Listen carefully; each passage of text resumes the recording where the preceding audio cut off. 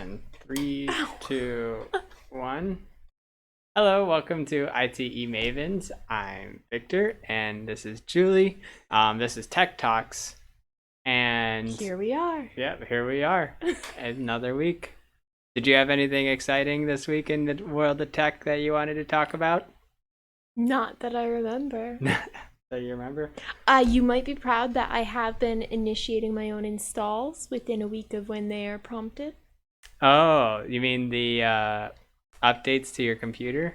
I guess so. My options are install or close, and I am now clicking install within about a week of when they start showing up.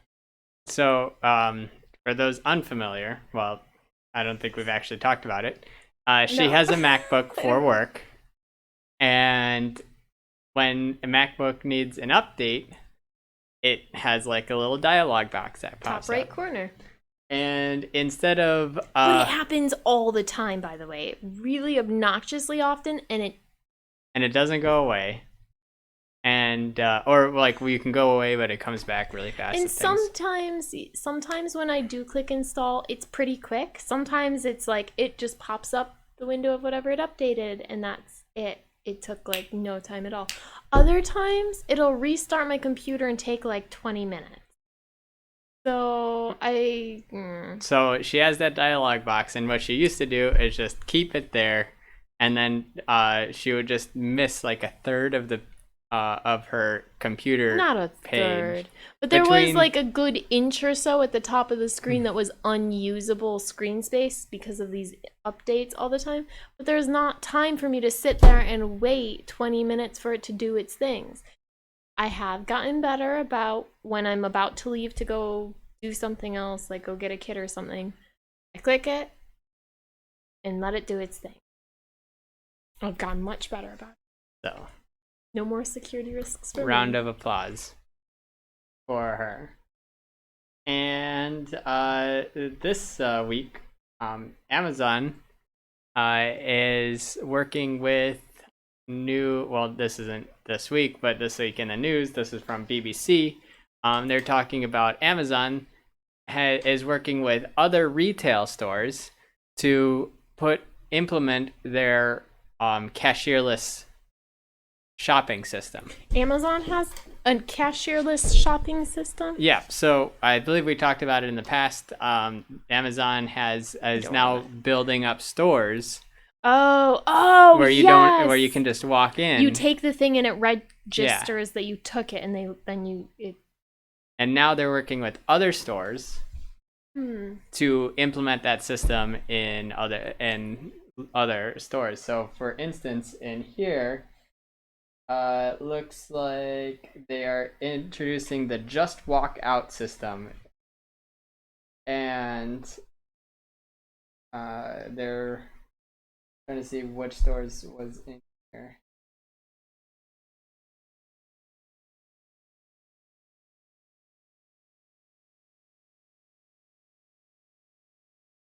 Okay, so I can foresee some problems with this, though.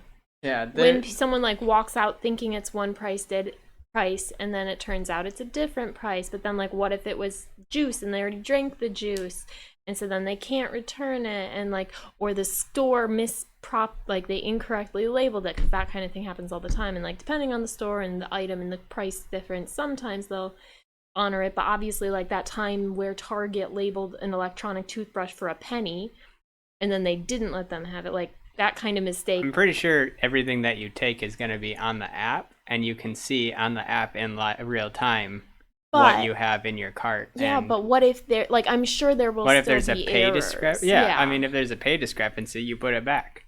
You don't drink it. Like if you walk out of the store with it, like that kind of defeats the purpose if you're having to constantly be like, okay, I picked this up. Is it how much it says it is? Well, I mean, most of the time it will be how much it says it is. It's just, like every now and then there might be a discrepancy, but it does say like right on that. I mean, the purpose isn't for it to for the accuracy, like that will help make it useful better, right? But the purpose is to end the cashier lines. Yeah. And that's what it's trying to do. And I get that, and that's a nice goal, and I think that this is a good step towards that.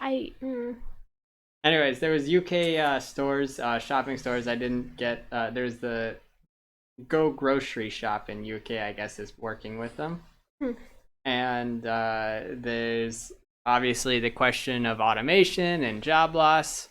But then there's also the benefit for the store, especially right now with the coronavirus, that they don't have to have people coming into the store as much to work their shifts, especially if people are staying home from the coronavirus. So there's a catch-22 both ways when it comes to that aspect of it. But it is nice that they are now licensing out the system to stores that want to be able to have cashierless.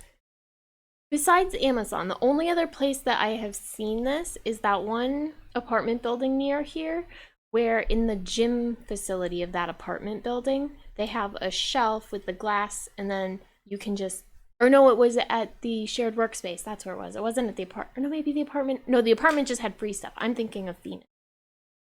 They had, at Phoenix, they had this kind of system where it was like, technology that you take what you wanted and then it would automatically charge you based on. I did not notice that one over there. But I was going to ask, do you know, is that from Amazon? Is that Amazon's technology that they were using there?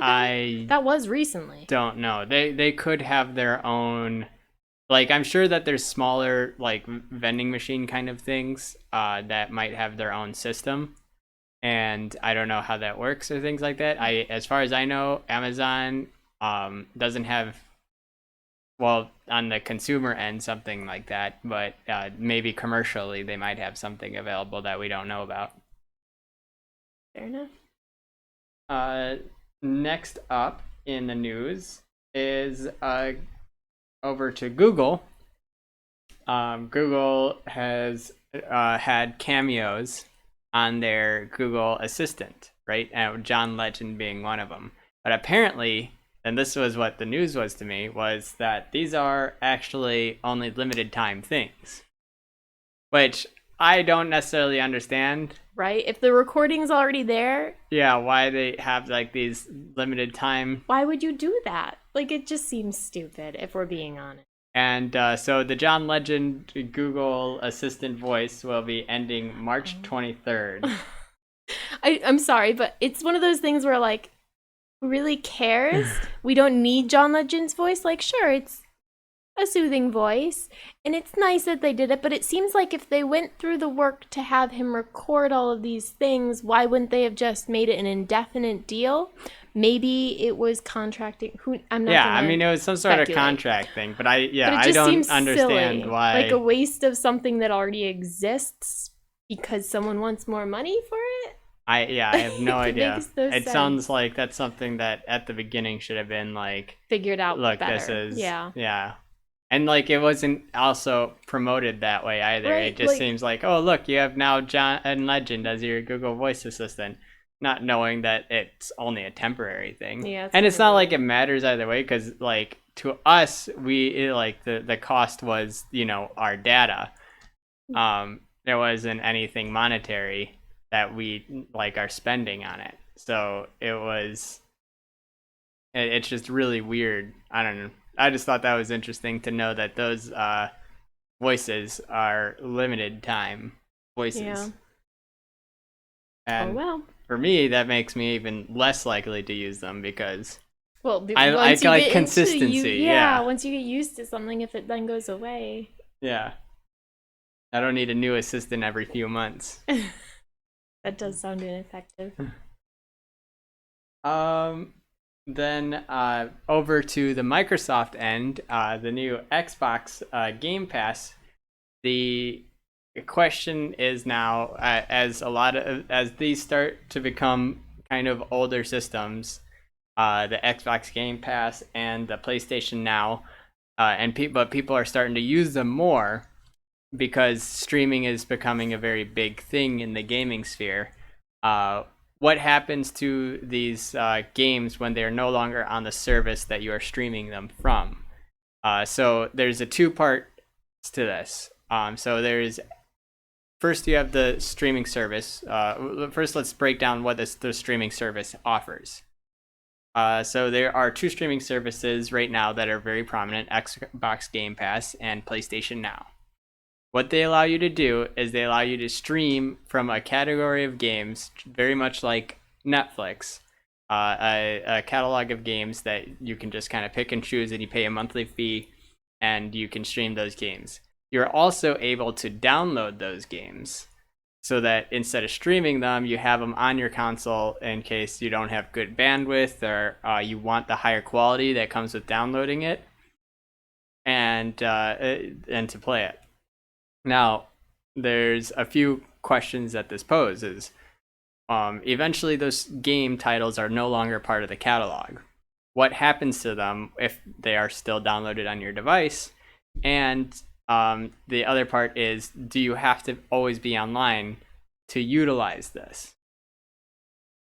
And so Kotaku writes an article that explains exactly this. And essentially it boils down to a lot of these services, or especially these two services, have a time frame that they continuously are checking with the service to see if you are subscribed to the service. So I think with Xbox it might be 30 days, and then with PlayStation it might be a week. But within so as long as you've connected to the internet and validated that you are part of the service, you the PlayStation and Xbox will let you stream those even if you're not online for up to a month or a week. Yeah, for up to whatever their time frame is, until they need to reconnect to the service. The second part is what happens to downloaded games after they are gone from the service.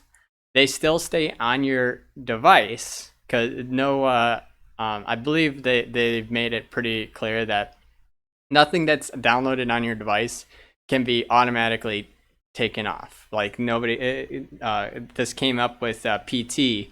There's a demo for PT that was taken down by PlayStation or taken down by Konami, and PlayStation had to take it off their PlayStation store. But people were hypothesizing that PlayStation was also deleting them from other people's hard drives, which was not actually true. It was not deleting them from anybody's hard drive. And nowadays, people with those hard drives that have that, they still rare. have it. Yeah, and it's a very rare thing. I think those things can sell for quite a bit. And but the important note there was that it seems like that's a barrier that companies won't go through, was going through all the way to deleting stuff on your console. So if you have downloaded it, then you can continue to play it past the month or No. whatever? Once you've downloaded it and it's off the service, it's there. It's you just there. Can't access it. You can access it, but it'll ask you to buy the game before you can play it. And what if you just say, no, I'm not going to buy it? Then you can't play it. Okay, so it's not, you can't actually play it. No, you'll still have it on your console. It'll ask you to buy it before playing it. And that's pretty much how that goes. Fair enough. Pretty simple, but it's something that's unknown usually when you're getting into these streaming services, and it's nice to have that knowledge going in. Yeah. You have more? I do have another one. This is going into Android and into Google, where researchers have discovered that ultrasonic waves can be used to hack modern phone voice assistants, essentially. And the way it works is there's these wavelengths that are inaudible to the human ear, but the microphones can still pick them up. And you can use that to feed your Google Assistant any question or things like that you want it to answer, which, depending on if you have your Google Assistant remembering things for you, it could recall things to whoever it wants. If you told Google, remember my social security number, and then later it was hacked and they asked, I see how that could be. Yeah. Or for someone that has memory troubles that also puts in their address or phone number or whatever. Yes. So they can, or even your contacts. Yeah. Like your Google can recall your contacts and things like that. Yeah. So they've been researching this to see how it works, and apparently it works through most solids. It's able to get through, but through a lot of softer materials, it was not able to penetrate this ultrasonic wave generator that they had. And it goes in both ways, higher and lower frequencies than audible by the human ear. Okay. And pretty much they do conclude, though, that this isn't really something to worry about. So I brought this up because I know people will end up reading about it somewhere, that they hear that they can be hacked by ultrasonic waves. And it's possible, but it's unlikely for it to happen because the situation in which it works is not, a cafe, right? Like, it won't necessarily work in a cafe. It has to be pretty direct line of sight, or like it can't. There's a lot of variables in place. Well, and they would have to hear the response too, right? The generator can do that. That's not that big of a deal. Like, if you created a mechanism that can send something, it can listen back. Oh, so if you were but you would hear the response too. That part I don't know. Because it's not going to answer in Sonic, right? No, it wouldn't answer in Sonic. I don't know exactly how it's replying back. I would think just like Google Assistant. So it does seem unlikely at any rate. Yeah, though. And it would be very, if this was to be the case, it would be a very targeted attack, right? So just letting you know that you might read this article somewhere, or you might read the headline somewhere, and just know that that's not something that you really have to worry about as a thing. That was it. The last piece of news was actually pretty funny, and this is MKBHD actually brought the video out like an hour ago. So there is a phone company called the Escobar Inc. Okay. And Escobar Inc., what they are selling is a phone that is plated in gold. And it's a folding phone that's plated in gold. And when you look on their website, it's very much just one of I can't remember what the original folding phone was. It was very much just like a rebranded version of, not just like an old. No, not phone? A flip phone, like a folding smartphone. Okay. There was one before the Samsung came out. That was terrible, breaking down. Not that. No, the Samsung, that was the Samsung one that was terrible breaking down. There was another one before the Samsung one came out. I can't remember what it was. Okay, but go on. Anyways, they had that. It was essentially that phone, but they were saying it was their phone that they made.